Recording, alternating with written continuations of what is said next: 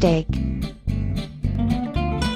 Ingredients: 5-6 ounces salmon steaks, 2 tablespoons garlic powder, 3 tablespoons olive oil, 3 teaspoons salt, 2 teaspoons ground black pepper, 1 lemon juice, or 5 pieces of calamansi.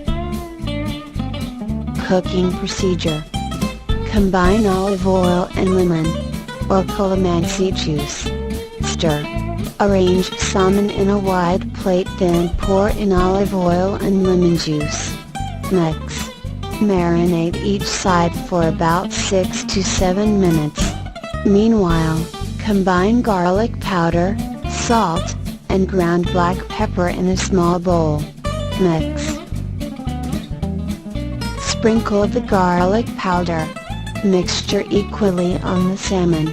Heat a grill, and then grill each side of the salmon for 4 to 5 minutes.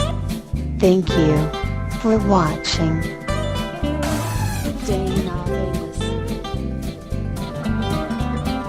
This Filipino dish is very